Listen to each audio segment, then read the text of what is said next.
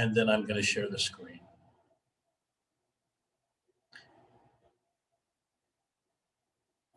Okay, so today, unfortunately, Paula, this is kind of an obscure day for you to join us, because today we're going to be looking at what I think is kind of I think of this as kind of the analog to the asteroids. But these, I think, work. And the asteroids, I'm still not sure about, although I'm sure many people think they find that they work. But especially in the case of something like the part of fortune, if you've heard that term before, part of fortune, that's a lot like Chiron. It had as much, it was an imaginary point or a point in the sky. In this case, it's an imaginary point that was used as much as Chiron is now. And so I think that's what's really interesting about it, is that back in and I'm talking about a long time ago. If you see what I say, it says Egyptian lots versus Arabic parts. And back in the medieval period, where we've been doing a lot of our reading from with that the introduction to traditional astrology, that they would complain about how many parts there were and how they were proliferating more and more every day. And part of it is because it's kind of easy to create one. And so that's one of the things that I kind of learned through doing this. So first of all, let's talk about what a part is, what this whole thing means.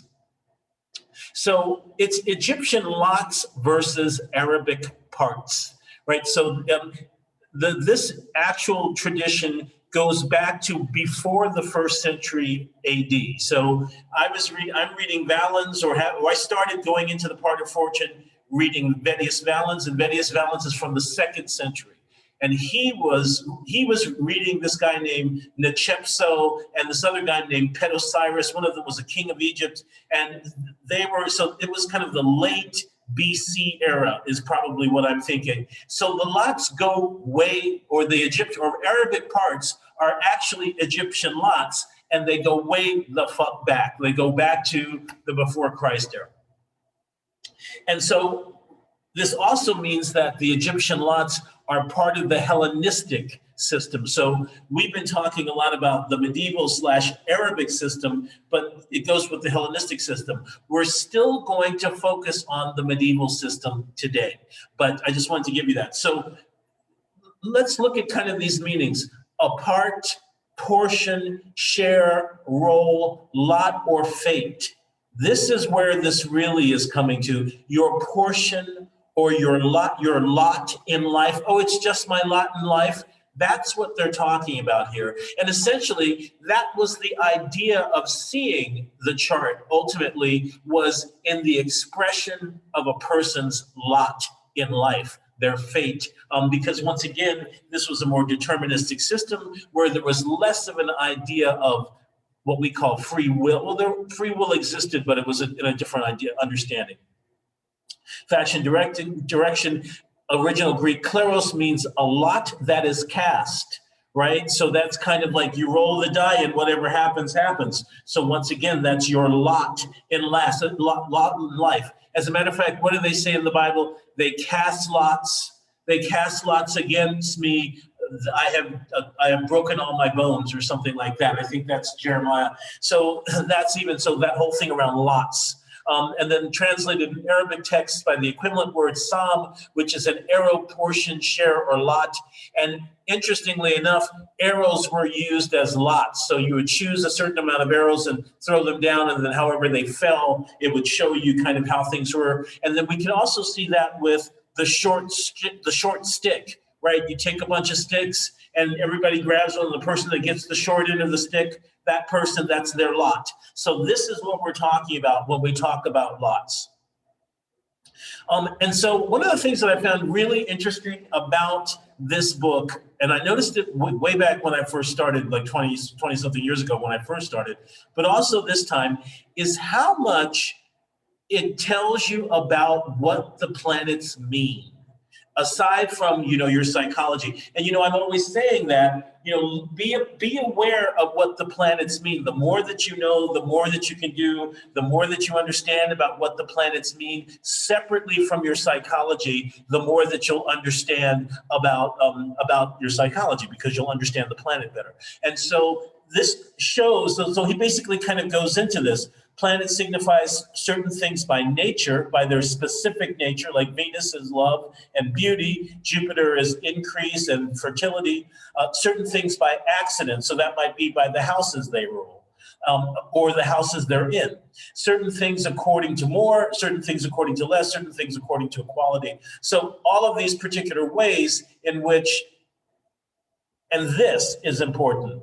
For the extraction of the parts is the knowledge of the longitude which is between two significators who naturally signify one matter. So two planets or two things that both signify that matter. So what we're going to end up going through when we look at these particular parts, we're going to see, for instance, where sex is as far as the medieval mind is. Where is sex? Like there's this argument, oh, sex is the 5th house. Oh, sex is the 8th house. Well, all the parts that talk about sex are in the 7th house, because the 7th house is marriage, and that was the conventional way in which, and also the 7th house was marriage, the 7th house was women, because almost everybody getting their charts read at these times were men.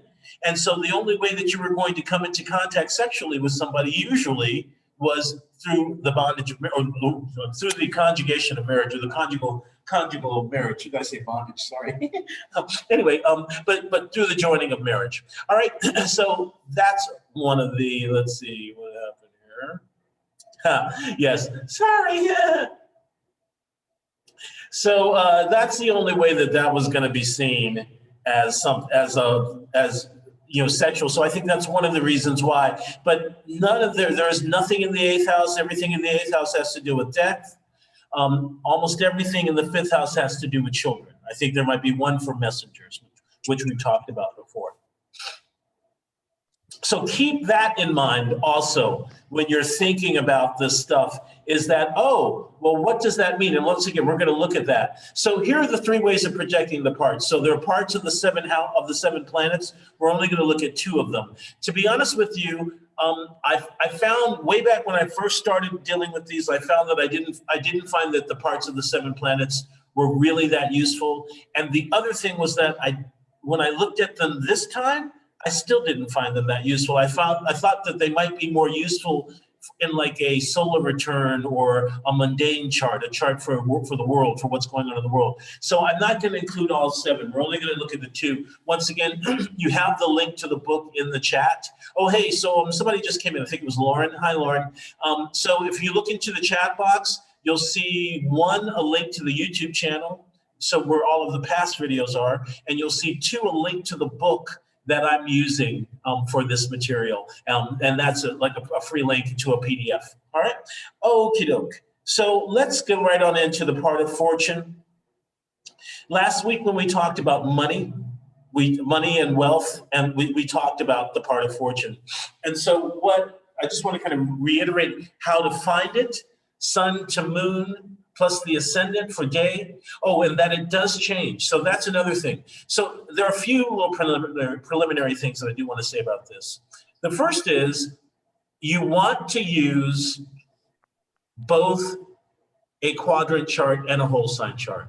If you're using a whole sign chart, go to quadrant charts for this, and then go back and forth. If you're using quadrant charts, do all your calculations with the quadrant chart and then go back and forth, all right? Because there are some parts for which you need to know the cusps, for which you're actually moving something to the cusp of something else. And so that works better with either Alcabitius or whatever kind of quadrant system you're using. So that's the first main thing that I wanted to bring up. And so let me bring up a chart so that we can show you what this is, what I mean when I say what I'm saying. Today we're going to look at, I do want to kind of work with you with your own charts, but today I'm going to use one chart as an example for all of the parts. And I find that working with Judy Garland's chart, and you've seen Judy Garland's chart last week, and I've seen kind of intermittently, I know a lot about her biographical information. There's a lot of fascinating stuff in her biographical information, and I just think that it could be really useful. So for the most part, I will be using her chart for the examples, but I will also try to make sure that you all know where your stuff is as well. Okay, so this is what I mean when I say something to something. So to find the part of fortune, you're trying to find the distance between the sun and the moon. And if it's a daytime chart, and you know it's a daytime chart because the sun is above the horizon. This is the horizon, here's the sun. If this were down here, it would be below the horizon and it would be nighttime. So, and then the formula for the part of fortune would change.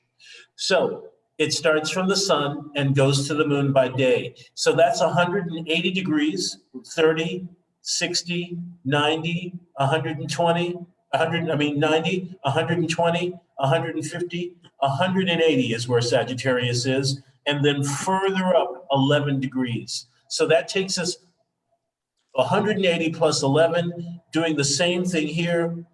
180 is 10 degrees of Capricorn, plus 11 is 21 or 22 degrees of Capricorn. So that's how they found it. So let's look at what the part of fortune signifies and why you should give a shit. So last week when we looked at wealth and money, we realized that the ancient astrologers believed that the part of fortune was the main thing that you should look at for wealth, for money, for prosperity in life. And so someone needs to mute. All right. So, for the reasons above mentioned, a lot of fortune even have greatest influence on undertakings and outcomes. The former, and he means the part of fortune, gives information about matters concerning the body and concerning the work of hands. Now, here's something that I want to give you kind of a practical example of the part of fortune. Because one of the things I've noticed about the part of fortune is that it's how you naturally operate when you're at work or when you're working. It's your work persona / behavior. And so one of the things about me is that in my regular everyday life, I'm not particularly organized. You know, I'm not particularly clean. I'm not horrible. I'm not unclean, disgusting, but I'm not like fastidious or meticulous. I'm not, I'm really quite, laissez-faire, shall we say. And the thing that I tend to notice is that whenever I'm in the work situation, I'm making lists, I'm hyper meticulous, I'm super detail oriented, etc. And so, I noticed this when I started working back when I was in my 20s, that like how different I was as a worker than I was as a person. My part of fortune is in Virgo. And so my ascendant is Sagittarius, my regular ascendant is Sagittarius, and my Jupiter is in Gemini. And so that's my chart ruler. And so very much this kind of Jupiter and Gemini persona, that's me, very much me. But when at work or in a work environment, or even like teaching with you all now, if you notice how much I list everything out, how specifically I break everything down. Remember, Virgo rules the digestive system, and that's where you break everything down. And so that's a practical way immediately to be looking at your part of fortune. So at the sign of the part of fortune, you can already be looking at that as the thing that, as kind of this way of going into things, this way of approaching things, so this general way of approaching things. I mean, my Mercury's in Sagittarius, so it's a detriment. So you would think maybe even in the work environment I wouldn't be, but somehow the work environment brings out the most kind of fastidious and organized aspect of myself, and the most exemplary. I'm the most exemplary and fastidious aspect. So, so you all lucked out in that respect because you're kind of getting it now. So, right now, look at the sign that the part of fortune is in. And you can put it in the chat if you want to. We're going to come to other stuff later, but you can go ahead and put it in the chat. But be thinking about it. Look at Mercury and Sagittarius too. Nice. And there's someone else who had Jupiter and Gemini too. If this lot of fortune work ethics signified by house or zodiac ruling the house, or both, all. And we're going to get to that in a second, Layla. You're always getting ahead of me. Okay, so you're always getting ahead of me because you're so doggone smart. So let's move on forward. Okay, so look at what it said. It will be necessary to examine the places and the signs. This is what Valence is saying. signs which their house rulers are located and to correlate their natures. Okay, so are you with me, Layla? In order to learn the type of activity and fortune and the quality of activity to be expected. Necessary to examine the places and the signs, so he means the houses and the signs in which their house rulers are located. So basically you're looking for the ruler of the part of fortune or the ruler of the part of spirit. He was talking about both of them in this particular case. And those are the main two parts of the planets that we're going to look at today. Okay, so this is what Bonatti says it signifies. Look at all these things. Life, body, the soul, its strength, fortune, substance, profit, wealth or poverty, gold and silver, heaviness or lightness of things bought in the marketplace, praise and good reputation, and honors and recognition, good and evil, present and future, hidden and manifest, signification over everything. In other words, you could actually use this part of fortune as an ascendant, and it would be an alternate ascendant. And later, another time, actually, it won't be during this particular series, but that's something that I really got into and have kind of, I would like to say perfected, but at least have kind of created a system around, is using the part of fortune as a part of fortune as an ascendant. So that's already, this kind of shows the importance on which the ancients really put onto the part of fortune. Signification over everything. Life, body, that's the ascendant. Life, body, the soul. Remember, we talked about locating the soul. That was Mercury and the moon, but it was a first house matter, which is once again life, body, soul. So then we go to fortune, substance, profit. What's that? That's the second house. Then we go to gold and silver, heaviness, lightness, praise and reputation. What is that? The 10th house. Honors and recognition, 10th house. Good and evil, that's 6 and 12. So do you see how all of a sudden everything is being conflated into this one important place? So, are y'all with me? Hold on one sec, I got some messages. Okay, thank you all. Part of fortune in Aries. So be thinking once again, are you super go-getter? Even if your Mars is in Cancer, do you find at work you're not necessarily impatient, but that you're fast to get things done, that you go for things? Someone has Pisces. Someone has is that a part of fortune Pisces? Someone has Pisces. So do you go with flow a lot? Do you find yourself maybe being kind of less assertive? So right, the Aries part of fortune might find themselves being really assertive in the work environment. The Pisces one might be really considerate of others and really trying to understand how everything is going and feeling things out before. So that's kind of my point. It's like, I never really knew that I had any kind of Virgo characteristic until I started working. So you might find that, you know what, I don't have anything in Pisces, I don't have anything in Aries, I don't have anything in blah, blah, blah. But sure enough, this particular aspect of you shows up when you go into your work self, when you pursue your fortune. So all of this stuff is basically so this is what it says. If Saturn is allotted the hour, this is Valens once again. So I'm doing both of them. So Valens is from the 2nd century, Bonatti is from the 13th. And so the first part is from Valens, and then the second part down here is from Bonatti. But look at what he says. Now, this is only if you have it this way. So what you tend to find in these older books is that they tend to give you, if it's at its absolute best or its absolute worst. And so he's saying if Saturn is allotted the hour of the lot and is in the ascendant rather. So that means, does Saturn own the lot? Is Saturn the ruler of the lot? And he's in the first house with Mars not in opposition. So then all of these things could happen, and you can read through those. But I kind of liked this better because it says if the part of fortune were in the dignities of Saturn, what are they? They are Capricorn,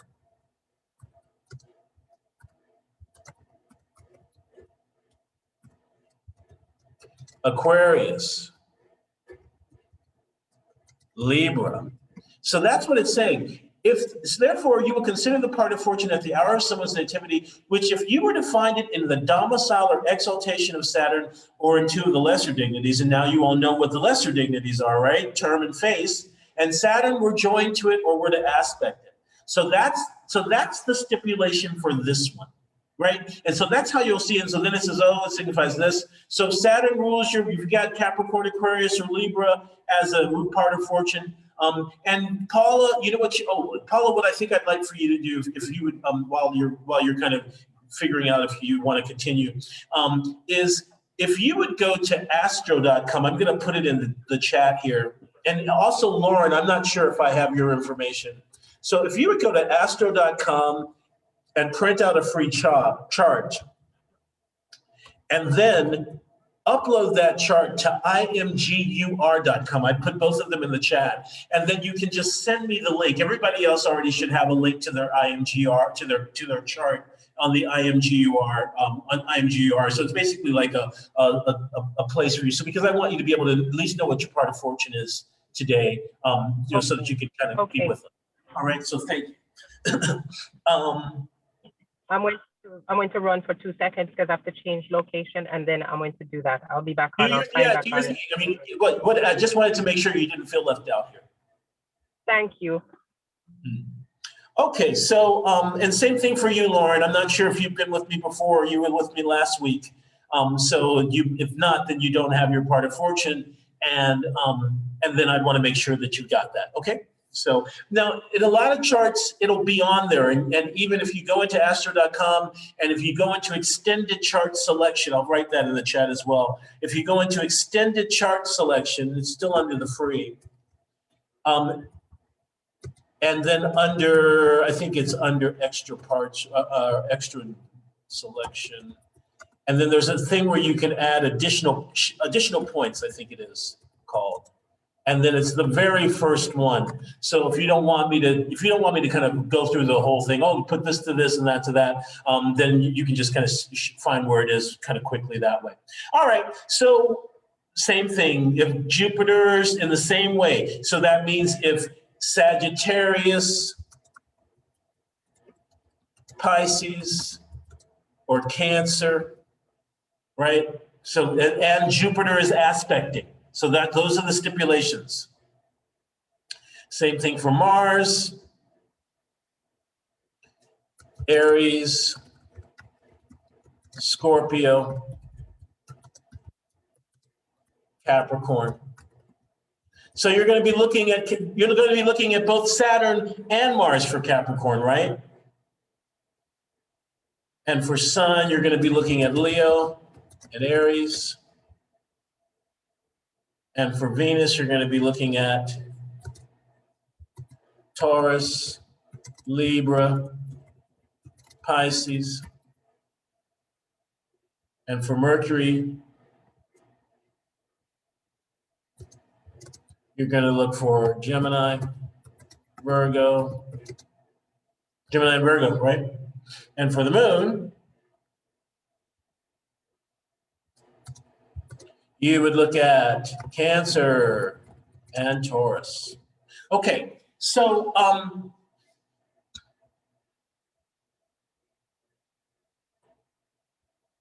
as you can see here, it's given a bunch of different stipulations. And one of the things that I think is interesting is that my CF, my friend Claire France, who is usually here, she has a Cancer-ruled part of fortune. And she also has Saturn squaring. So it actually mentions it here. If Saturn is square with the moon or is in exact opposition, the native will have an interruption of nurture or will be abandoned by his parents. And so I was interested in seeing if there was anything like that. I think there was an interruption of nurture because I know that her grandmother raised her for a certain amount of time, but I wondered about that, and I was hoping she was going to be here today, but she can't be. So I'll ask her about that and see if there is anything that comes up with that, but I thought that was interesting. Some of these things are to be taken with a grain of salt. Some of these things show themselves to kind of actually really be prescient. So, and to that, so this is a minor digression, but it's really prescient to what we're talking about, or relevant to what we're talking about.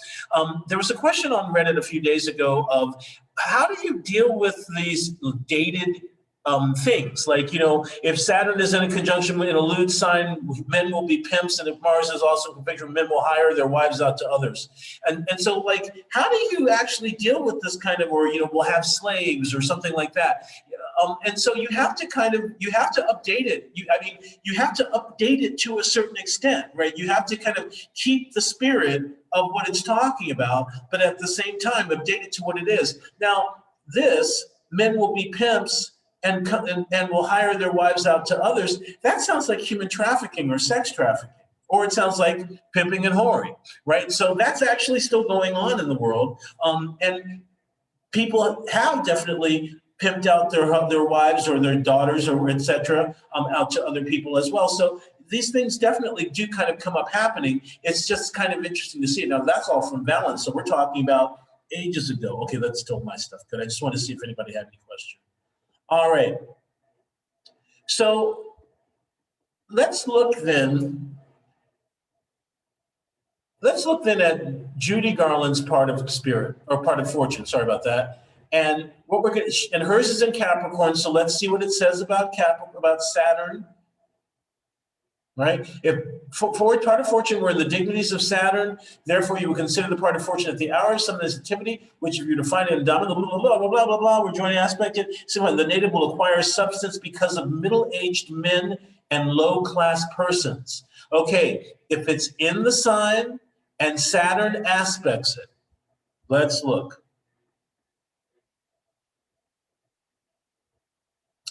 All right here.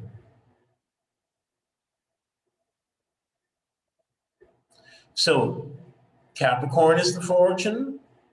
Saturn is not in the sign. Saturn is in Libra, but it's by sign, it is aspecting. It is aspecting. So I think also look at this. Saturn rules the 7th house. And one, she was married very many times. And two, her second husband, her second and third husbands, or really, is it her third and her fourth husbands? Her second and third husbands are super, super important to her career. One guy was a guy named Vincente Minnelli. And Vincente Minnelli is the father of Liza Minnelli, her first child, who also became a famous singer. And he directed some of her most famous musicals in Hollywood. Okay. Then secondly, when she was thrown out of Hollywood, she married a guy by the name of Sid Luft, with whom she had her 2 other children. And both of these men were older, middle-aged men, and he basically launched her concert career, which sustained her to the end of her life. So we've definitely got this Saturn feel and Saturn nature. And then we also have this 7th house husbands being involved in the fortune as well. Okay, so that's kind of how you can go about looking at it. So what did we do? We looked at the house that the part of fortune was in. We looked at the sign that the part of fortune was in. And so here we can see that when Judy Garland did work, she was all business. So we also know that there were all these problems, and, because she was doing so many drugs and so fucked up all the time, and, also all this anxiety around whatever. So, there was just all this problem with her. But when she was on and working, she was dead serious. And I think that's a really good kind of expression of this Capricorn, once again, kind of showing this. And she'd been a trooper for years. She'd been in vaudeville since she was 2 or 3. So she'd been working her entire life. And there's that Capricorn aspect. So remember, we're looking at the part of fortune now here under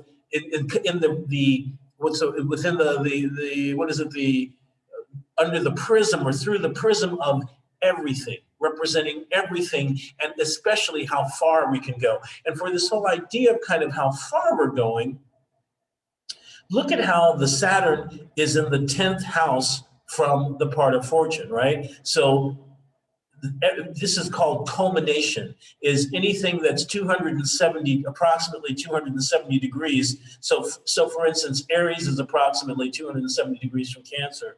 So is Libra to Capricorn. And so that puts Saturn in the 10th house from this part of fortune. And look how Saturn is also with the benefic. So remember, when you have good aspects, when you have planets that are aspecting benefics, that helps them even more. So that shows, once again, how well this life would go.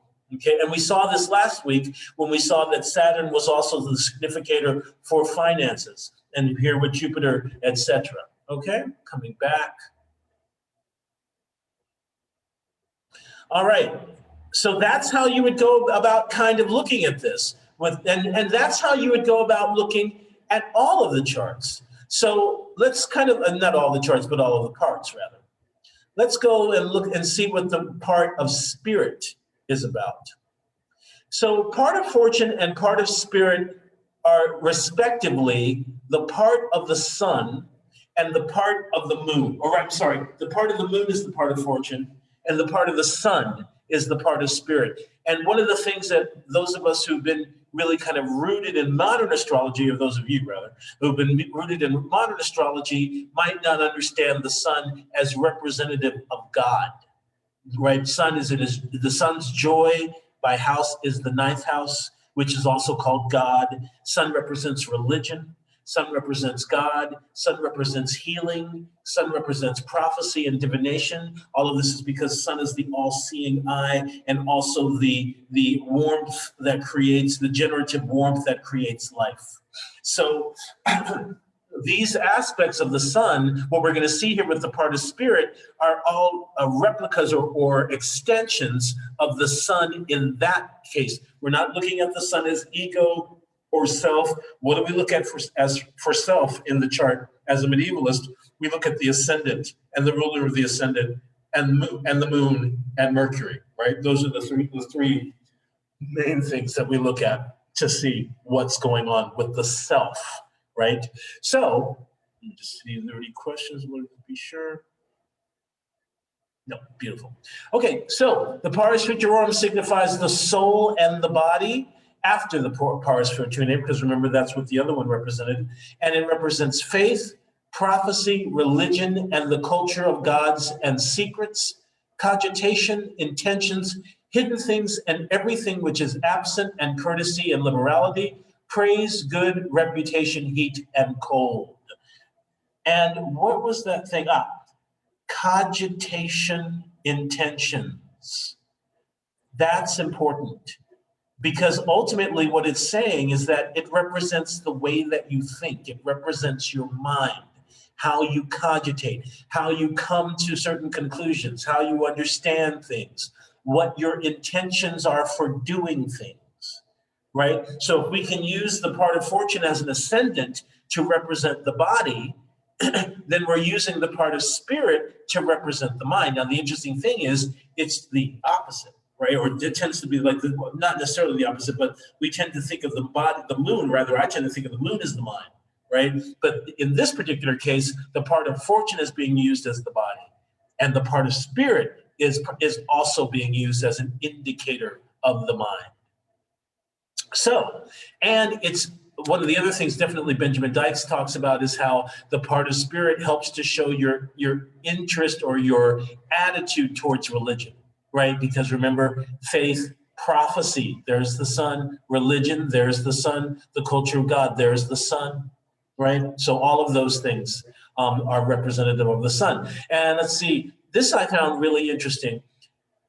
Almasar said the significations of the fortune and the futurorum, because futurorum is the part of spirit, appear more over things both absent and future than that which is present, right? Think about when we think about our fortune, you think about the fairy tales where the boy goes out to find it or the girl goes out to find her fortune, right? She doesn't know what's going to happen.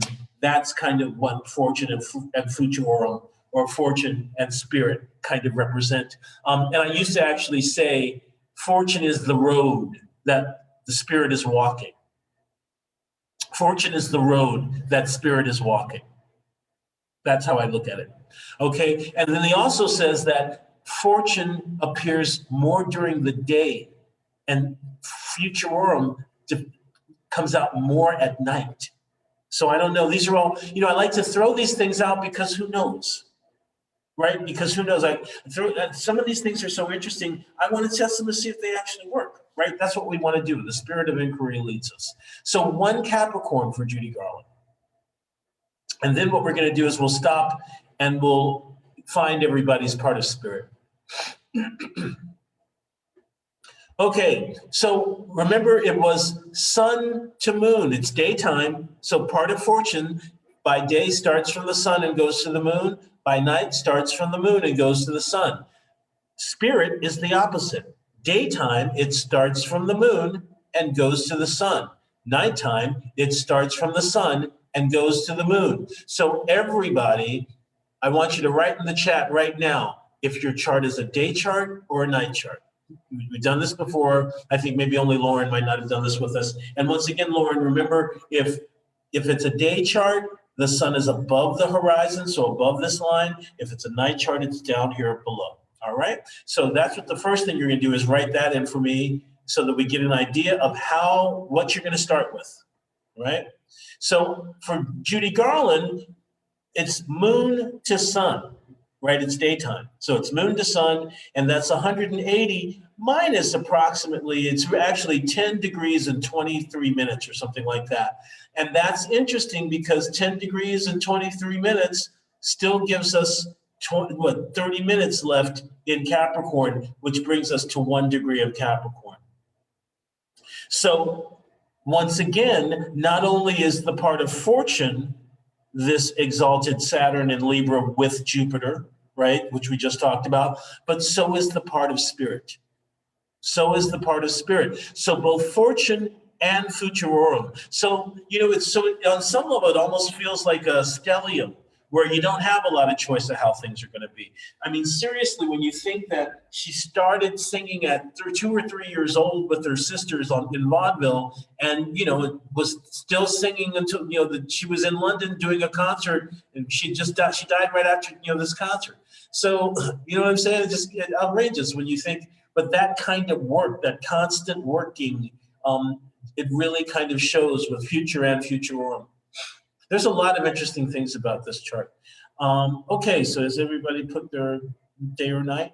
Day, night. Okay, so we're looking at part of spirit. So those of you who now have your IMGUR links, go ahead and put them in.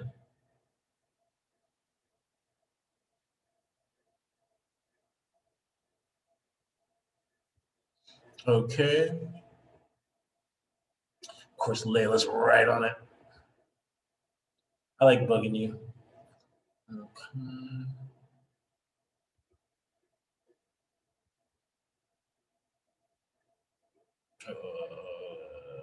Okay. New shoe. All right. Teacher said, yep. All right.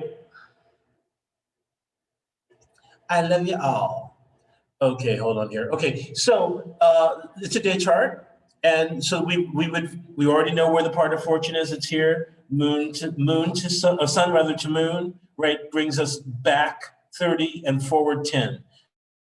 5, forward 10, or forward 11. So 6 degrees back 30 is 6 Pisces. Forward 11 is 17 Pisces, 18 Pisces. Perfect.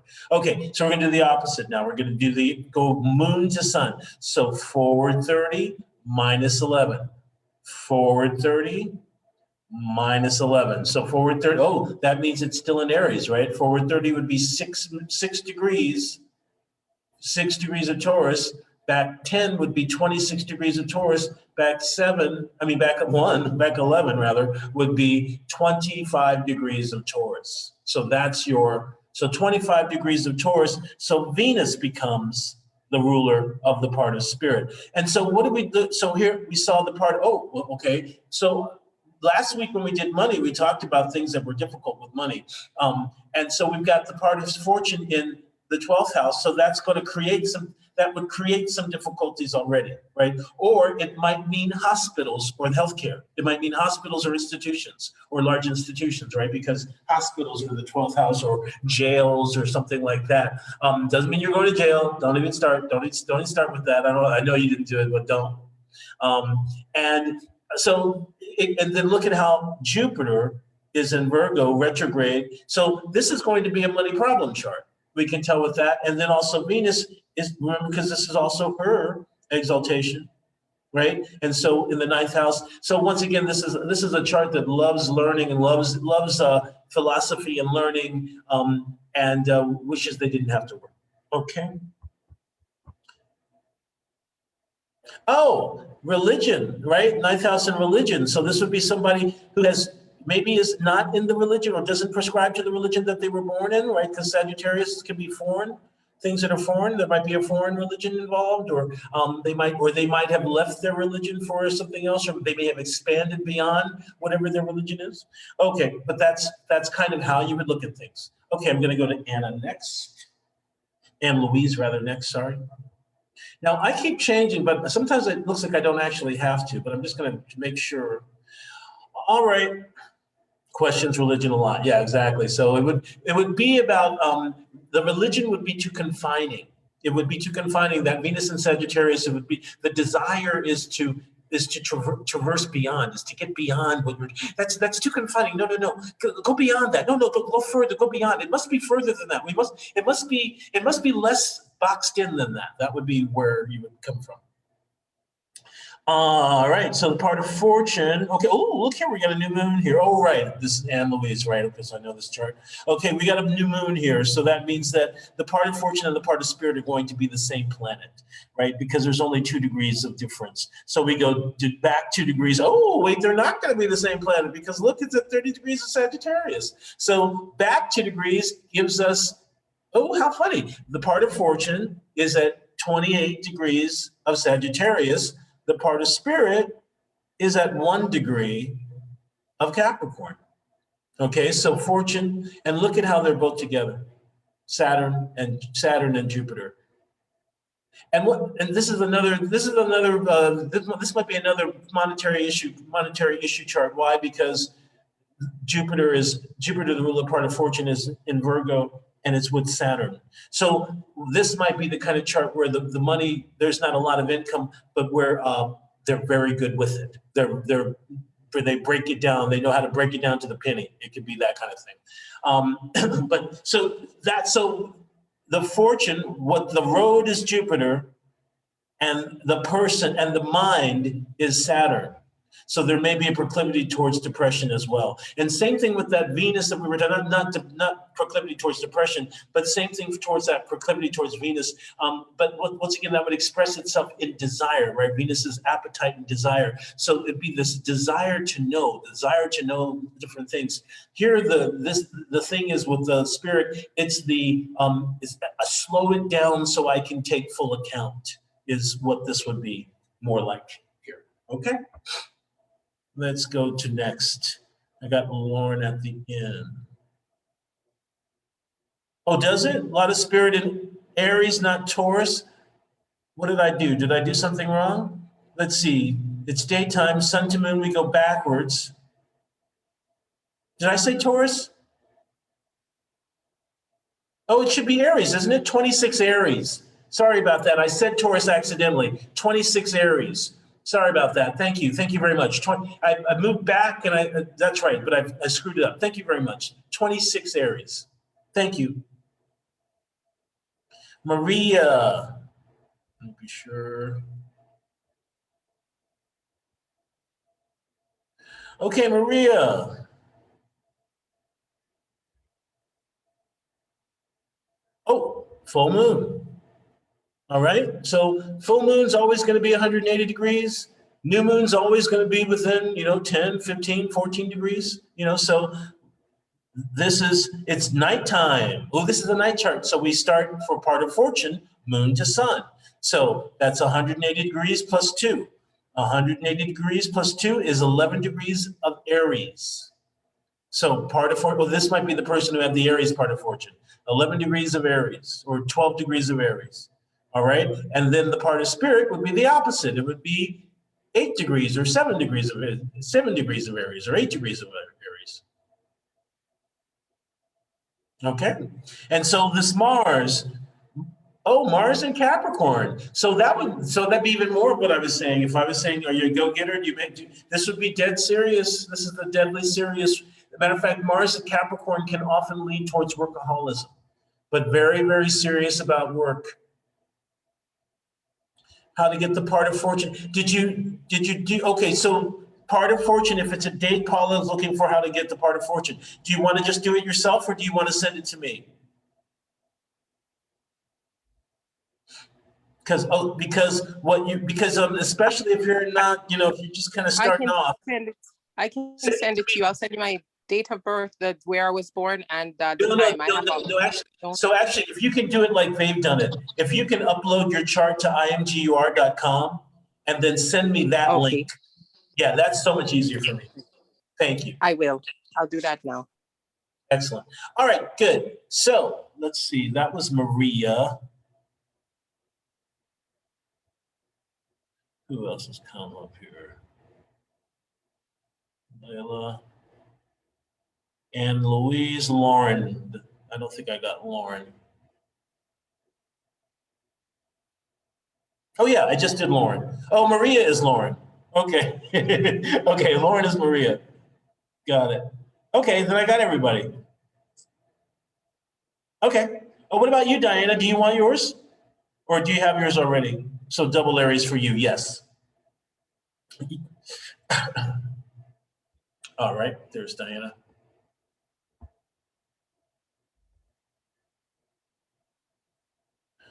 All right. Ooh, looks like an Etch-a-Sketch. Okay, so sun's daytime. So sun to moon is we're going back 30 and forward 2. So back 30 is 26 degrees Capricorn and forward, or 27 and forward 2, 29 degrees of Capricorn for, wait, is that right? Oh, sorry. Wait, that should be wrong. Part of fortune should be backwards instead of forwards, right? Sun in Leo, back to moon in Cancer. Why is that different? I think you may have the wrong formula here. Huh, how weird. Yeah, because moon to sun. Huh. You know, I had a weirdness with your chart the last time, Diana. Good grief. No, that's not the problem. It's the placement of the part of fortune is wrong. So it's a daytime chart, or is it? Ah, it's not. Thank you. Never mind. It's not a daytime chart. Okay, so remember what I said. Use a quadrant chart for the parts. Use a quadrant chart for the parts. Use a quadrant chart for the parts. Use a quadrant chart for the parts. Because you're going to need it. Because when we get to the part of substance, it's going to ask you to take the ruler of the second to the degree of the second, and you're not going to know what to use. And it's going to do the same thing for the part of travel. It's going to ask you to take the ruler of the ninth to the cusp of the ninth. So yeah, use quadrants. Okay, so that's why I'm like, what the fuck? Okay, so that's why it's different. Which means now we go forward. Now we go to what I was talking about. 29 degrees of Capricorn is the spirit. So what is it? Jupiter and Saturn. Good grief, this is amazing. I can barely see anything. Okay, so Jupiter, and look at the Saturn on the ascendant. So wait, which one was Saturn? If that was that was the part of fortune. That's an interesting thing. Okay, so that's a good thing. When you find the ruler of the part of fortune. Okay, let's talk about this a little bit. Remember if you've been with me for a while, which most of you have, you're going to know that almost every time they say, if it's in an angle, that's the best. If it's in a succeeding house, that's almost as good. If it's in a cadent house, that's shitty. So the angles are 1, 4, 7, and 10. The succeedings are 2, 5, 8, and 11. The cadents are 3, 6, 9, and 12. So, and I'll say that again slower. 1, 4, 7 angles. 2, 5, 1, 4, 7, 10, rather, sorry. 2, 5, 8, 11, succeedent. 3, 6, 9, 12, cadent, right? So even though the Saturn is retrograding away from the ascendant, he's just enough, and certainly by whole sign. So this is where the whole sign would come in. So I would do the calculation with a different chart, with the quadrant chart, and then I would switch to whole signs to read this chart, to read it, or do both. And so in this particular case, the Saturn is in the ascendant. Now it's retrograde, but that means that this life could actually do quite well. Now, when would that be? Later in life, because Saturn is maturity, is a mature life. So there could be a slow roll towards what it is I want to be doing. And it might be in the sciences, or might be in the more serious, more difficult subject matters. Is it Mercury with Saturn at all? No, okay. But that's because usually Mercury, Saturn is like engineers or something like that. But I will also say that it may not be happening as fast as you want it to. And that's how Saturn rolls. He's very slow. Then we've also got this, also look, the Jupiter, who rules the part of fortune. Oh, that's the futurorum was the Saturn. Okay, so the part of fortune is this Jupiter in his own triplicity, but he is he is retrograde. And so this says that the chart could go pretty well. But I like the spirit, ruler of the spirit, because that's of things to come. They call the part of spirit the pars futurorum, or part of things to come. So the things to come is this either expertise. A lot of times when I see Saturn in Aquarius, there is an expertise that person, they're like an authority in a certain thing. It also sometimes represents like ministers and like evangelical ministers and fundamentalists. But with this kind of thing, there's some kind of authority that as you mature, or some kind of expertise that as you mature, you should become more known for, because first house is not so much the public, but how you are seen. It's visibility. The first and the 10th house are visibility. Okay, so that's how we look at these things when we're looking at these. Alcabitious, if you can find it. So slow, but good. Let's know that I'm not off base with what I'm talking about here. All right, so we'll come back to my little sheet. What else we got going on? Oh, you're welcome. Yeah, you're all welcome. So good. And just kind of continue to be looking, like the whole thing with it's especially the part of until one day down the road we learn this other technique of mine with the part of fortune as an ascendant. Then really just be looking at the part of fortune. You should be looking at aspects to it. You should be looking at the house it's in, the sign it's in, aspects to it, and then obviously, excuse me, the local determination of the planet who rules it. And when we talk about local determination, we talk about the sign it's in, its essential dignity by sign, and the sign it's in, the house it's in, its accidental dignity of the house it's in, the houses it rules, and then the aspects being made. Those are the four things that make up the local determination of a planet. And for Paula and Lauren, local determination is really super, super important. As a matter of fact, let's go to a chart so I can kind of explain what I'm talking about here. So when I say the local determination of a planet, let's use the sun as an example here. The sun is at 18 degrees of Gemini, so part of the local determination is that it's in Gemini, right? And those of us who have been working with dignities over the last 2 weeks, we know that the sun is peregrine in Gemini. The sun doesn't really have any kind of dignity in Gemini. So the sun is peregrine. Then also the sun's in the 12th house. Those of you who've been with me for a while, you know that the 12th house is considered a malefic house and one of the weakest houses of the zodiac. So that means that that's kind of the local determination by house for the sun. The sun rules what? The second and the third house. That means that the peregrine issue and the 12th house issues will show up here. So we know that there were money problems. We talked about that last week, right? And then she worked with her sisters and broke it off with her sisters after a while. So we know that there's some of this issue around the 12th house and siblings, and what really would naturally be the second house, right? So, right, if it was just a whole sign chart. So we know primarily it's the second house that this 12th house stuff is being affected by. And then also, we've got an exact opposition to the retrograde Mars. That's the local determination of the sun.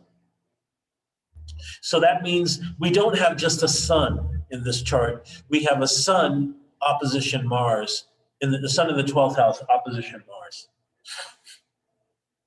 So anything that has a solar signification, like the second house cusp here, is going to have this 12th house signification, and it's going to have this Sun-Mars opposition signification. It's going to experience that.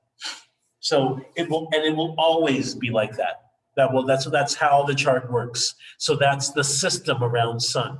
And you can do that with every chart. So actually, let's just do that for a second. With one or two of the other charts here.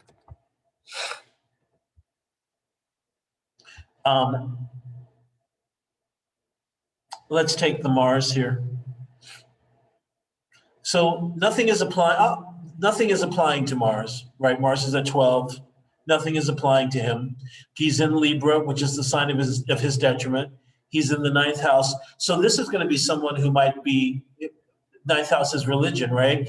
One of the things they talked about with Mars was dissent and contention. So this might be someone who dissents against their religion, who doesn't agree with the religious tenets that they were raised in. I think this is Diana. Right, so that's the 9th house, and we would know that. Now it's Mars in Libra, so there may have been temptation to harmonize and ameliorate, but there would definitely be underneath it would be simmering. No, I don't like this. No, I don't want to be here. No, I don't believe that. Or why is it that way? Or why can't I question it?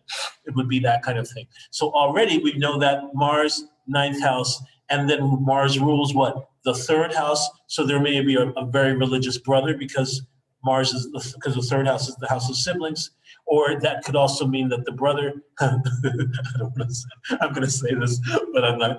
Okay, it could also mean that the brother is kind of the weaker in the relationship with their wife if they're married, because Mars is in his detriment in the 7th house. The 7th house is the house of marriage, and usually when you see that, the partner is the stronger partner. So see, that's kind of where I'm going. So that's how you get with this determination. Oh, and then look, yes, Mars is applying. Mars is applying to the opposition of Jupiter. So that's how you would do it. Mars in Libra, detriment, in 9th house, ruling the 3rd house, opposing Jupiter. Same thing with Maria. We'll just use the moon. Moon in the 9th house, opposing the sun. Really, it's really opposing the sun because that's who she's applying from, even though she's left the square. I think this is Lauren, even though she's left the square of Saturn. And Louise, let's use Saturn here. Anybody coming to him?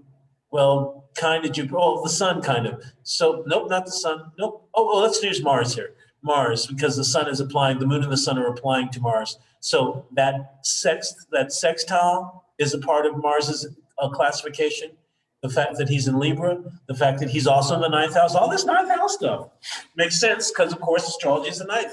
And all this 9th house Mars stuff, all y'all people who don't believe the religions that you were raised in. Oh, a fundamentalist sister. Fantastic. All right. So do you see what I mean? That's what I'm talking about. So that's how, by understanding the local determination, you can get an understanding of what's going on in the person's life to the specific detail. You can get specific. I was able to tell her that there might be religiosity around that, and it was. Isn't it? Yeah, Lauren. She says, we're all here with this in common. Very cool. It is really cool. And it's also interesting how many of you have points that hit my natal points. So it's like we really are. It's like attract like. And it has to be, especially in this kind of thing, because this is such a specific and really kind of rigorous form of astrology. And so those of us who are kind of like-minded want that rigor would kind of find each other, I think. Okay, so here's Paula. So it's daytime, so we're going to find the part of fortune, sun to moon. Where she blows. Where the hell is she? Oh, wait, there's the moon. There's the sun. Okay. Oh, look, and it's exact. So 90 degrees behind. So that would take us to 25 degrees of Virgo. Oh, got it. Okay. Oh, got it, Maria. Okay. All right. So 25 degrees of Virgo is the part of fortunes. Oh, sorry about that. Is the spirit, because I did it wrong. It's nighttime. Moon is above the horizon. Sun is below the horizon. Sorry about that. So sun to moon, which is the part of spirit, is 25 Virgo. Moon to sun, which is the part of fortune, is 25 Pisces. So they are opposing each other, right? So the part of fortune, Jupiter is the ruler, but look at how the Mars, Saturn are here. So there's frustration around finding what it is I'm supposed to be doing and where I'm going in life. And I call Mars, Saturn the frustration axis. So, but this also, there's two things that are about this. One, it can create the anger frustration thing, but it also can be very, very focused action, very, very focused and disciplined action. So there would be two sides of this coin, and that would show itself in your work life. And also there might be a lack of patience with other people because they're too frivolous, because they approach things too frivolously, right? Because Mars and Saturn aren't here to play. They aren't here to fuck around. They're here to really get it done and do it. And there might even be damn it, I wanted to get it done faster, because Saturn is slow and painstaking and Mars is fast and rash. So there might be, I need to get this done faster, but it always takes me longer because I always blah, blah, blah. So that's the kind of thing that I would be seeing. And that's just looking at the stuff on the part of fortune, right? You got that stuff on the part of fortune, right? And then finding Jupiter, whereas there he is, Jupiter in Gemini. So this is a communicator. This would be a great math teacher's chart. This would be a good teacher's chart, because you'd be good disciplinarian and be good and stern, and then you would be good and stern. And you may have a sibling who's gone through some stuff, also. Let's see. Oh, and you also may have a sibling with whom you do some kind of work, or with whom you've been working. All right, and then the other thing is, okay, the other was Mercury. Whereas that Mercury, so with the Mercury is often in combustion. This is combustion. Mercury is often in combustion. Once again, this leads to more kind of understanding of complex things, able to kind of take in and understand complex concepts. So definitely, this would be a really excellent teacher's chart. At work, serious discipline. I do have one who's gone through things. Okay, all right, good, yeah. So you definitely should have one who's gone through some serious, have gone through trauma. The sibling should have gone through some kind of trauma.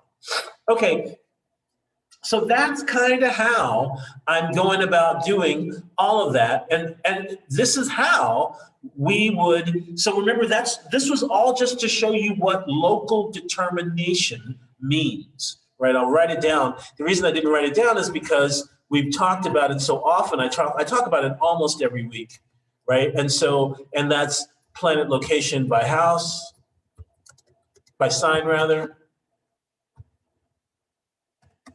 Planet location by house.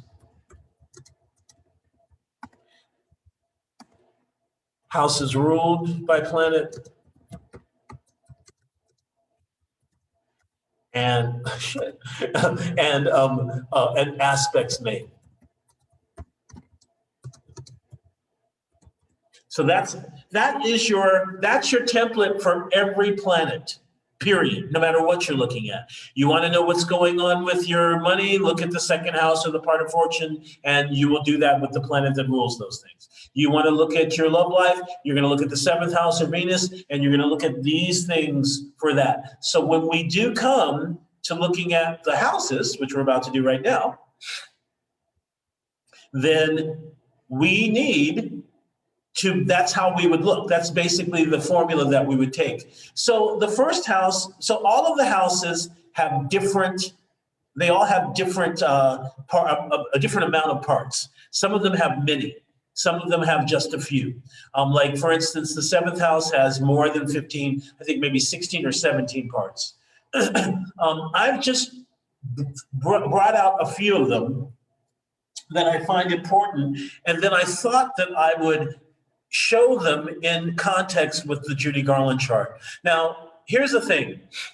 There's a lot of parts. Remember, there's close to 100 parts. There's a lot of parts per different ones. What I would do is this. When I find a part that I think you absolutely must know with me helping you to know it, then I'll say, okay, let's stop and do that. Otherwise, what I want you should just do is go through what we've just talked about. Just go work with it the same way. And I'm about to go to Judy Garland's chart and show you anyway. So part of life is the first one. And the thing that got me about this one that I wanted to do with Judy Garland, it says, if it is well disposed, it signifies length of life and its continuity, the safety of the body and the vitality of the soul. If, however, it is impeded, it signifies paucity of life and the shortness of it, and its evil quality with a multitude of diverse infirmities and with sorrow of soul and the sadness of it. Now, Judy Garland died a drug addict at 47 in the apartment of her fifth or sixth husband, having this extremely kind of floating around life and all kinds of different, being in and out of rehabs, having all of these different problems, going up and down in weight, just all kinds of just craziness. And so let's look at that, because it's in 3 Cancer, up and down in weight, up and down, that's Cancer, right? In and out, mutable, changeable. So the thing that gets me about this one is that 29, this moon is about to change signs into Capricorn, at which time it will exactly square the Saturn. We know that conjunctions, squares, oppositions to the malefics, Mars and Saturn, are impediments. Also, it'll be opposing Mercury. It'll be exactly opposing Mercury. They're mutually applying. Mercury is applying to Moon because it's retrograde, and Moon is applying to Mercury, and Mercury rules the 12th house. We've talked about the 12th house and the house of self-undoing. So this T-square between Mercury and also the Mercury and the Saturn, and remember the Saturn is the ruler of the part of fortune. So the part of life, the ruler of the part of life is squaring the ruler of the part of fortune, and in a T-square with the ruler of the 12th. So the ruler of the 12th is squaring the ruler of the part of fortune. Get it? So you see, all of a sudden, we've got this hidden layer. So that's what it kind of ends up doing. It ends up kind of revealing this hidden layer of interpretation that we can then kind of use to get more information. You should always start with the planets. So what you'll see, we've been doing it for the past, 3 or 4 weeks, where we looked at love, what did they tell us to look at? Look at Venus, look at the 7th house, look at the part of marriage. When we looked at money, what did they say? Look at the part of fortune, look at the part of substance, look at the part of kingdom. That was part of substance, look at the part of fortune. Look at the 2nd house. When we were looking at career and work, it was look at the moon and the sun, look at the planets and the ascendant, look at the part of kingdom. So it's always a supplementary consideration that we use with other things to glean more information. Maybe only in the case of the part of fortune would you go to that primarily for signification, right? So, but as you can see, when we look at the part of life is going through some things, right? The ruler of the part of life is going through some things, okay? So another interesting kind of example of that. Do we have some question? No. Okay. Formula for life would be ascendant plus Saturn minus Jupiter. Yeah, if you want to do it that way, you're welcome to. I hate it that way. I hate that something minus blah, blah, blah. For me, it's move it to that. Move it, it's Jupiter. So Saturn minus Jupiter is Jupiter to Saturn. Jupiter minus Saturn is Saturn to Jupiter. Okay, so you can do it however you like. I like it this way because it's easy. It's like putting your finger on a dial and moving something, right? But whatever you like better. And now you have the book. So you can use, as a matter of fact, I think, Lauren, you came in later, but I think I told you about the book. So Maria rather. So you got the book. So that will have them all, and they will be all based on plus something minus something plus ascendant. So just to show you what it should look like, thank you for bringing that up, by the way. So it's Saturn minus Jupiter plus ascendant. And this is Jupiter minus Saturn plus ascendant. Excellent. Thank you so much. I'm not going to do pars fiduciae with Judy Garland, but I thought it's an interesting one to include because look at what it means. It signifies the beauty of the native and his deformity. Likewise, it signifies his similitude to his parents, so how much he looks like his parents. Now, this is the same formula, fortune to spirit, spirit to fortune, as the pars veneris, or the part of Venus. And I did not include it. And I know you might want, you knowing that it's part of Venus might want to use it, but go ahead and do that. But now you can see why it's also the pars veneris. It signifies the beauty. Venus is beauty. So the same thing that you use for Venus, who is beauty, you use for the beauty of the ascendant, of the person, physical body. Okay? Okay, so this is ratio. So this is another one, rationis and census. We're not going to do that with her, but another one to kind of see part of reason and sense. This one is one that you want. And we are going to take a moment with this one. Okay, so the hyleg, that's a word that you all haven't experienced yet, or maybe you have without me.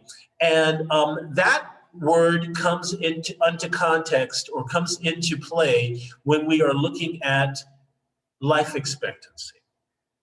And so the hyleg is a significator for life. First of all, you find one of the 5 places that can be the hyleg, and then you find a planet that's aspecting that place. And that gives you an idea of life expectancy. And we can't talk about life expectancy. It's not something that I'm really that well versed in, but I'm willing to kind of look at it, and we can look at it. And it would be really interesting to look at it in the context of the Judy Garland chart of somebody who died at 47, or also maybe a Kurt Cobain or somebody like that who dies really young. So that's what the hyleg is about. There are 5 places that can be the hyleg. I'm just going to tell you that because when we come to it, you'll want to know. The sun, the moon, the part of fortune, the ascendant, and the previous new or full moon. Okay. So as you can see, the part of hyleg goes from the degree of the previous new or full moon to the degree of the moon. Let's look at how to find the degree of the previous full or new moon.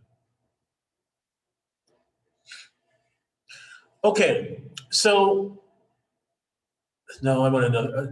Well, we'll do it in this chart. No, let's do it. I want another chart where it's not so close. This is Maria, is it, or no, Paula? Okay. Okay, what it's actually saying is before you were born, there was either a full moon or a new moon. Go find the degree of what that was. And how you do it is by giving each sign 2 days, you work backwards to either the new moon or to the full moon. Now, in this case, the moon is about to complete. It's going towards new. So the previous, they call it the previous syzygy. So the previous syzygy in this chart was a full moon. How do I know that? Because the moon is in Scorpio and the sun is in Aquarius, right? And so the moon is very soon going to be coming to new. That means the previous syzygy was a full moon. So to find that previous syzygy, I count 2 days for Scorpio, 4 days, Libra, 6 days, Virgo. And then I subtract that number from the number that the sun has. 6 minus 23 is 17 Aquarius. Oh, wait. Oh, I'm sorry. It's even further back, isn't it? 8 days for Leo. Sorry about that. Sorry. 8 days. I kept thinking the sun was in Pisces. So 8 days. 2 for Scorpio, 4 for Libra, 6 for Virgo, 8 for Leo. 23 minus 8 is 15. 15 degrees of Aquarius is the previous oh, I'm sorry, 15 degrees of Leo is the previous full moon. 15 degrees of Leo is the previous full moon. Okay, we're going to do this with everybody. Maria, not Maria, Diana, rather, sorry. Okay, so Diana also has a full moon chart because the moon's moving towards the new moon. 2, 4, 6, 8, 10, 12. 12 days ago, 12 minus 23 is 11 Aquarius. 11 Aquarius is the previous full moon in this chart. Okay, Maria. Oh, well, guess what? It's a previous new moon in this chart. Look at it, 19 to 21. She hasn't reached the full moon yet, so the previous syzygy is a new moon. We have to go all the way back, probably 14. 2, 4, 6, 8, 10, 12, 14. Like I said, 7. So 21 minus 14 is 7 Sagittarius, because it was a previous new moon. That's for Maria. That's also Maria. Okay, Anne Louise. Oh, it's a previous full moon because look, she hasn't gotten there yet. 16, he's at 18. So we're going to go back 14, 2, 4, 6, 8, 10, 12, 14. Takes us to 4 degrees of Aquarius. And last but not least, Layla. Okay, so this is also previous full moon. 2, 4, 6, 8, 10, 12. Ooh, takes us right. I'm going to put you right at 1 degree of Capricorn. If you have solar fire, you might be able to find out exactly what it is. But yeah, right on probably right at 0 or 1 Capricorn is what I'm going to put it. Okay, so with that in mind, let us remember what we're looking for. We're looking for the part of hyleg, and we're taking the degree of the previous new or full moon to the degree of the moon. Okay, we'll go back to everybody's chart and do that. Okay, would you all do me a favor and write in the chat what I told you, so I don't have to do it again? Layla, what did I tell you it was? 11. Thank you. Okay, 11 Aquarius. Is that you?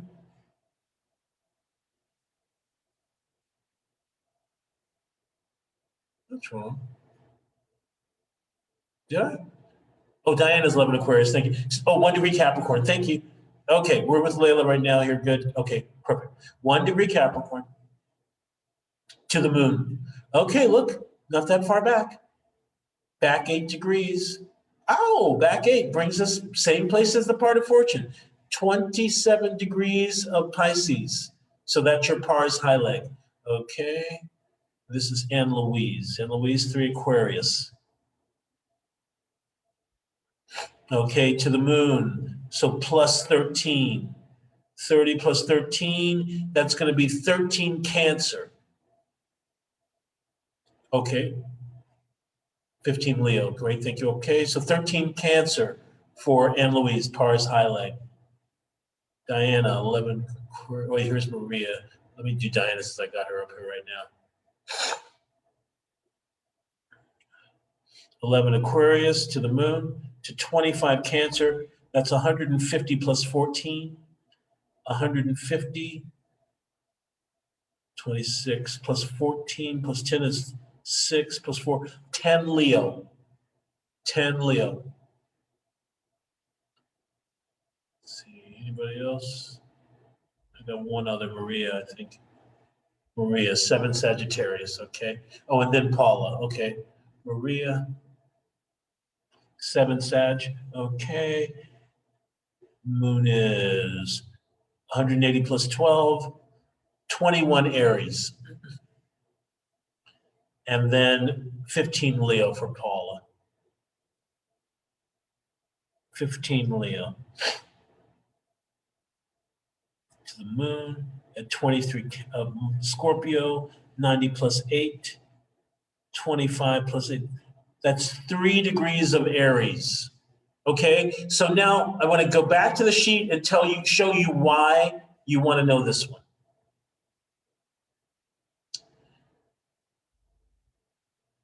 Okay, and this part is called the radix vitae, root of life. God damn it. Trying to move you down instead of moving the wrong damn thing. Okay, all right. Because it comprehends entirely the whole being of the native or querent or even the revolution. And if it is well disposed, it signifies universally the good being of the native and of the other matters. The ancients did not care to say much regarding this part because it is so involved with other things, but none of them are able to exist without it.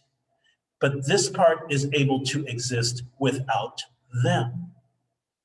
It is to these things as matter is to form. This is really important. So this is basically saying that this is the prima materia of who and what you are. So all of those things I just told you, so you need to be looking at what? The sign, the house placement of the part of hyleg, and then be looking at the ruler of the ascendant, a ruler of the part of hyleg as well. And that will give you an idea of what's at the root, this root of life, radix vitae. What is the root of life? Okay, so that's kind of a cool thing to know. Last week we looked at the part of substance, and actually let's look at both of these, 22 Cancer, 22 Leo for a second, and Judy Garland, 30 degrees exactly away from each other. Wow, we're already at 323. Okay, I lied. There was plenty of information. Okay, 22 Cancer and 22 Leo. So first of all, the radix vitae is at 22 Cancer. Remember what we said about the moon?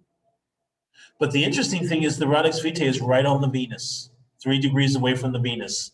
So music is at the heart. Music is part of the prima materia. Music is part of the root, right? But then we also know all of this instability is too.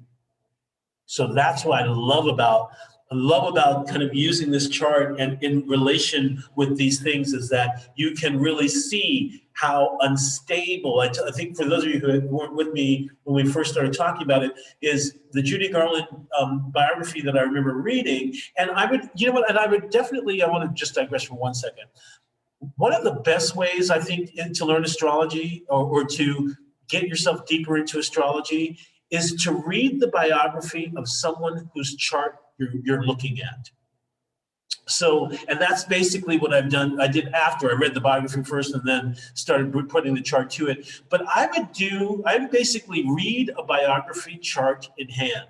And there are charts available of so many different people. But one of the things that I learned about Judy Garland is that she was super, super famous, but she had all these money problems. And she was broke and she lost all of her money. And she was traded for $1 from one agent to another.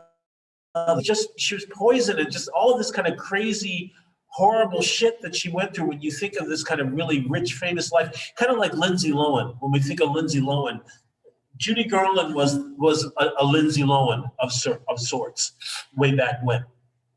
And so I love that. But so sure enough, this T-square or this, this thing really shows it. So the other thing that we were looking for, what was the name of that other one? I forget what it was.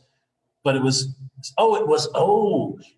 the part of substance. And remember how we had found the substance, the ruler of substance was the Saturn with the Jupiter and the ruler of the part of fortune. So we knew that a lot of money could come in, but when we looked at the ruler of the second and the part of substance, we saw this Sun-Mars opposition.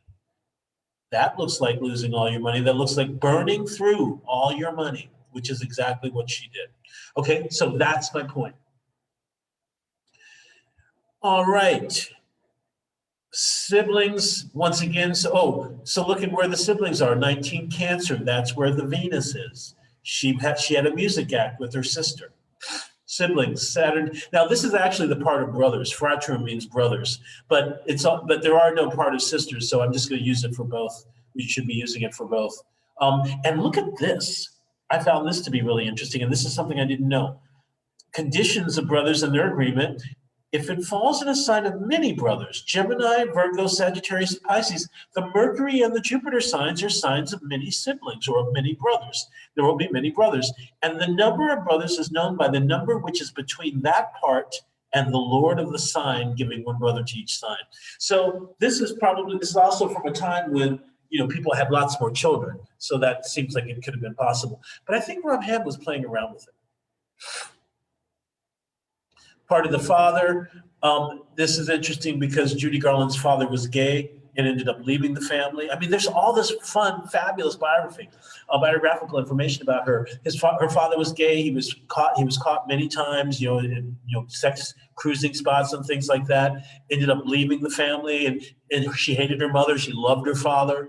And 23 Libra, that's near the ruler of the part of fortune, that Jupiter Saturn conjunction, and the Venus on the first house. And he was also an entertainer and a singer, etc.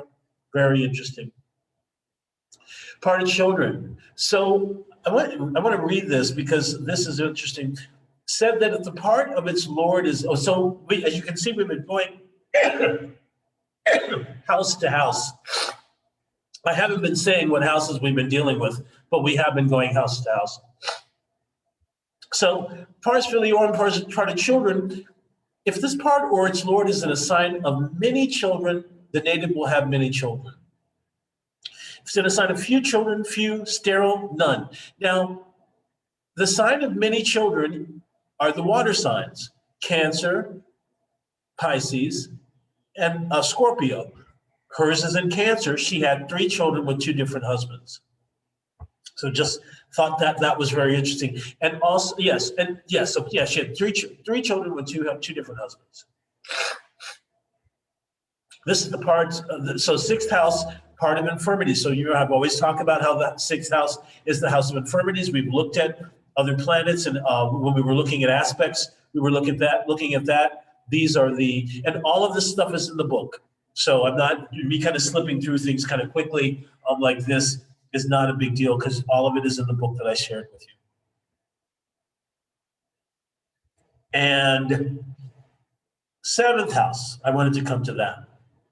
So as I mentioned, and I want you to kind of look and see, the 7th house has the most. It has the most parts. More, maybe the 10th. The 10th might have more.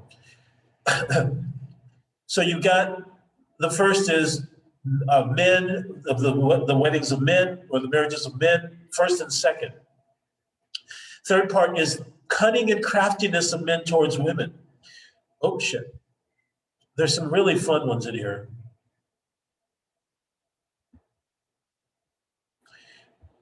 The part of coitus of men with women. The part of luxury and fornication of men. Remember that astrology was primarily for men. Then we get to the marriages of women, and there's 2 of those. Then the part of cunning and craftiness of women towards men. Pleasure and amusements. Lascivious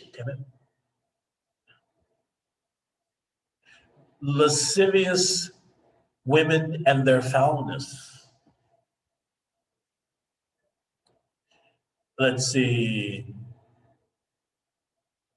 Religion and honesty of women. Marriage of women and men. The part of the hour of marriage. 14. Intelligence and ease of marriage. Part of fathers-in-law. Part of contenders and contentions. Now we're moving away from marriage and going to the other 7th house of meetings. And that was it. All right, so that's a lot. That's a lot. And notice, like I said, we didn't see anything about sex until we got there. So for women, these are the 2 parts of marriage. Now, when I was reading charts years ago, I found that this one for women was the best. This one, the balance, Conjugi Muliero. I found that the moon to Mars, that one tended to show out the best. But try with both of them. And interesting, look, Judy Garland was married at least 5 times, maybe 6 times.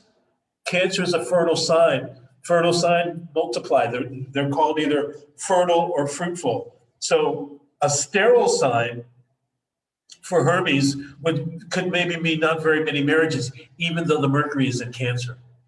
But a Cancer and then a fertile sign on it with that Saturn, and with the moon rather, we've already talked about the moon. Oh, so that means what? The moon and Mercury are the rulers of marriage for Judy Garland, and they're in opposition. They're in opposition, right? So this opposition is Sun and Mars. This opposition, remember we talked about the mutually applying opposition between Moon and Mercury. So that's where all of this crazy marrying all the time, getting married. And then she was 47, I think, years old when she married a 23-year-old. That was her last husband. Just craziness. I thought you might like this one. This one serves for 2. The part of pleasure and delights, and the part of the marriage of men and women. So it's kind of a generic part for both sexes, and that's taken from Venus to the degree of the 7th house. Oh, so that's another. Well, so that's not like the substance where you take it from the ruler of the 2nd to the degree of the 2nd, but once again, that's a place where you want to take it to the cusp of something, and so you need, of course, the angles you're going to know, even if you have a whole sign chart. Okay, now 8th house, here's one that's a little bit different. This one goes from the moon to the degree of the 8th house, and then it's extended, or it's extended from Saturn. So all of the others have been extended from the ascendant. They've all been projected, rather, that's the word. They've all been projected from the ascendant. This is one of the first ones that's projected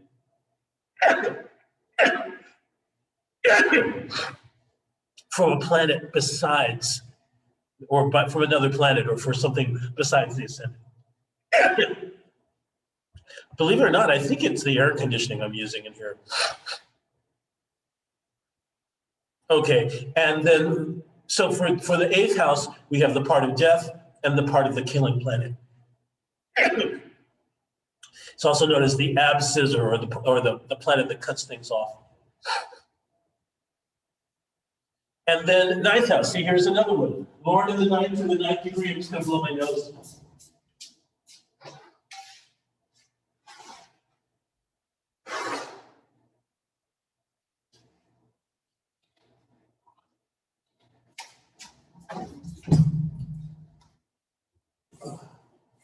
Yeah, so same thing for the part of travel. Oh, now this one is actually different.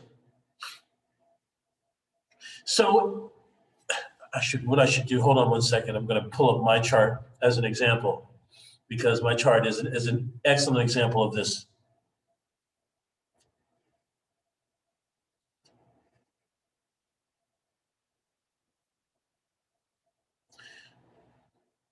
Okay. Now what it says is, this part and its lord signify the native or where it's travel. Oh, it's taken from the lord of the 9th sign to the degree of the 9th house, which shows that Bonatti knew that often the 9th sign and the 9th house would not be the same. So Sagittarius is rising, which means that the 9th sign is actually Leo, but Leo is on the cusp of my 8th house. The 9th house is 8 degrees of Virgo. So it says, take the ruler of the 9th sign. The 9th sign is Leo. So that would mean take the sun to 8 degrees of Virgo. So you take the ruler of the ninth sign to the cusp of the ninth house. And so that's what, 200, back 120 and back another 2, back 120, another 2 is 24 degrees of Leo would be my part of peregrinaciones or part of travel. So when you're looking at that one, be sure that you're looking at the right one.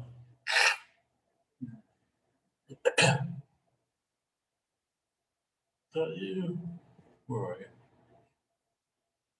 Here we go. Okay. And we have the part of religion. Okay, so these are the ones that I think are the most important of the 10th house ones. And I thought we would look at some of these with Judy Garland. We would kind of bring ourselves. I didn't get a chance to finish all. We don't have to look at them with Judy Garland as well. But this one is called the part of nobility, and it's by day from the sun to 19 Aries, and by night from the moon to 3 Taurus. Why? Because 19 degrees of Aries is the degree of exaltation, of deep exaltation of the sun, and 3 Taurus is the degree of deep exaltation of the moon. So it's basically taking the luminaries to their exaltation, and so that brings success. And so it's kind of showing how high or how exalted the person will become. Then the other one is called the part of kingship, victory, and assistance. This one doesn't have a Latin title. I think it's number 4 or number 5, maybe 6. And it's day or night, sun to Saturn plus the ascendant. We used this one, or rather I used it, but we didn't know how to find it yet. But when we were looking at work and profession, we were using this part in conjunction with those significators. And then part of kings and what kind of work the native does. And there's 2 of them that kind of work with that. This one, the regni et operis agnatus, the kings and what kind of work the native does, and the part of work in a thing which must happen necessarily. Those both are good for figuring out. Now, in the Benani that we were working with, they were talking about this one. But these are both very good for showing what kind of job I might put myself into. And as you can see, it doesn't say, but he was saying that Saturn represents the stuff that you have to do. It represents, duties that have to, labors and duties and things that we have to do whether we like them or not. And the moon, of course, represents all workings and fortune. So, and then sun to Jupiter, of course, sun is fame, or sun is fame or rank, and Jupiter is the expansion of that. So that is a very interesting thing as well to know about. One of the last things I want to do is I want to look at these 11th house parts, because as you may know from working with me, the 11th house meant different stuff then than it means now. First of all, it was called good spirit.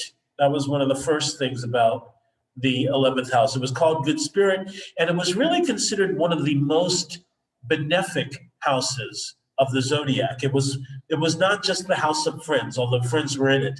But I want to show you what the parts are, because I think this gives a very good understanding of how benefic the 11th house was felt to be. Okay, excellence and nobility is the first one. The second is how the native Aquarius is loved by men or how they hate them. The third is the part of a native among men and of an honored man among them, and by which of them a business or activities are perfected. The fourth, the part of felicity and profit. The fifth, the part of concupiscence and zeal or appetite for love of secular and temporal things. The sixth, the part of faith and hope. And look at the last thing he says. If in anyone's nativity or interrogation, it and its Lord are in a very good place, fortunate and strong, the native Aquarian will acquire everything he hoped for and in which he had hope. However, right, we talked, and that's certainly, you've heard me talk about the 11th house as the house of future hopes and wishes and dreams. The seventh part, seventh part of friends. Oh, here, we finally come to friends, okay? The eighth part, agreement of friends and of husbands and wives and their discord. And the ninth part of fertility and abundance of good in the home. 10th, part of goodness of the soul. Good spirit, right? Probitas animi. 11th, 11, we're already at 11 of them. Praise and gratitude. 12, necessity and the selection of things. And I think that's the last one. Yeah, so that's a lot. That doesn't have anything to do with groups, except in how you are accepted by a group, maybe per se. And it has nothing to do, and it only tangentially, not even tangentially, but only at the most kind of minor, doesn't represent friends. Or not minor, but only in one side, like it wasn't all about friends, whether the friends are male or female, how well you'll do with friends, how well you profit from friends. Like it could have just been all of that stuff, but almost everything having to do with the 11th house there had to do with profit, progress, reputation, all the things that we couldn't look at for the 10th house. So the thing to think about it is this. The planets go in one direction, right? So the planets go, let's use a chart for this. The planets go in one direction. The planets are all going this way, right? So here looking at this Pluto or this part of fortune, it's in Virgo, then we get to Libra, Scorpio. So this is the direction, this is what we call planetary motion, going in this direction. But because of the speed of the circle, right? It's only approximately 2 hours. This goes so fast that it actually ends up moving all the planets backwards, right? So this is going to change. Mercury's not going to change before the ascendant does, right? So all of a sudden, the ascendant's going to be in Capricorn and Mercury's going to be up here. Then the ascendant's going to be in Aquarius and Mercury's going to be up here. Right, so as the ascendant starts to change, it pushes. So that's called the celestial motion.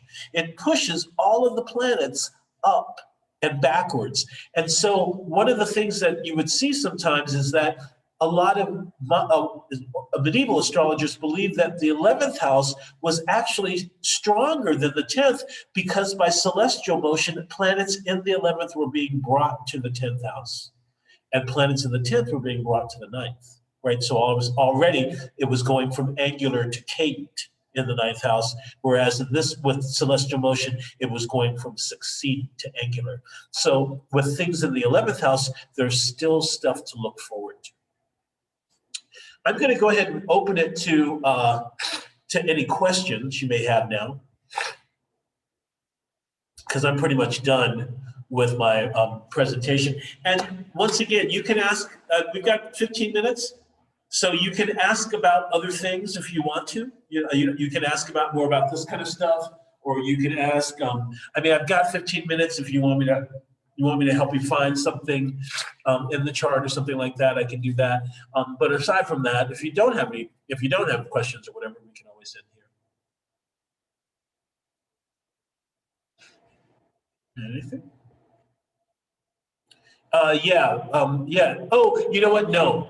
So Layla is asking about calculating the hyleg. No, you cannot ask me about that now. Yeah, no. We'll deal with that when we come to life expectancy. We'll look at that. Oh, sure. She's asking for. I'm going to send the YouTube link and the YouTube link and the blah blah blah blah blah. Here it is. YouTube link and the link for the book again. Yeah, we'll get to it, Layla, but no.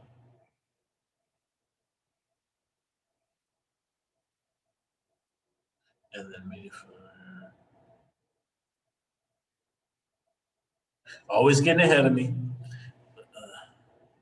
Anybody else? Oh, and then this one. Oh, okay, yeah, that definitely. Oh, the moon phase, yes, definitely. You can, and yes, you can go ahead and unmute then. Yeah, hi Garth. Okay, so you mentioned that we take the phase of the moon before the moon in the chart, right? Mm-hmm. So, okay, I'm having trouble formulating the question. Okay, so 2 days before, you mentioned the moon phase 2 days before the moon in the chart. 2 days per sign. If the moon is at 24 degrees, yeah. Continue. Wait, what were you saying? Okay, so if we go back from my moon is at 24 degrees Sagittarius. So Use if we this go chart. back from that. Use this chart. Use this chart as an example. Use my chart. Okay. Use the chart here. Okay, so you have your moon at 27 degrees of Aries, right? Mhm. So if we go back from that to find out the new moon before that,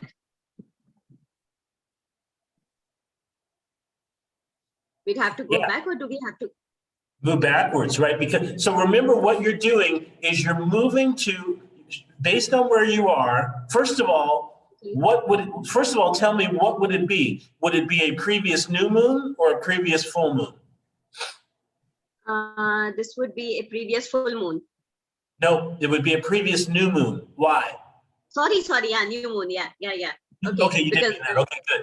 Okay, previous new moon. So basically that means you're moving it back to essentially the sun's position, right? Okay, Because the new moon means that it was at the sun's position. So this is 2 days. Right. This is 4 days. Okay. This is 6 days. Right. This is 8 days. So mine is about 2 degrees of Capricorn. Okay, so the day you were born was 8 days after the Yes. new moon. Okay, Yes. okay, yeah, okay, right, okay, and then how do we go from, where do we go from there? Okay, so to find the part of hyleg? Yeah. Okay, so from there, so from 2 degrees of Cancer, we're then going to go back to the moon. Right. Right, so it's always from the degree of the previous conjunction or full moon, and the full moon is called prevention. So the previous conjunction or prevention to the moon. So that's at 2, that's 90 degrees plus 24. So 90 degrees is 26. 26 and 24 is 50. So that should be 25 degrees. Is that right? No, yeah, 50. So that should be 20 degrees of Aries. Right, okay. And what if it's a full moon? For a full moon, okay, let's find a chart that has a full moon. Oh, I got rid of all the charts figures.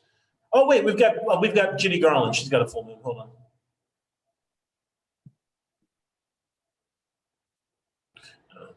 1 second.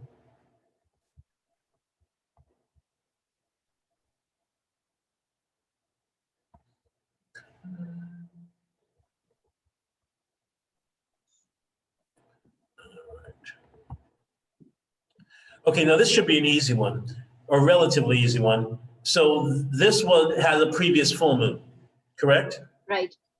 Okay, and you can see it's very previous, it's very recent.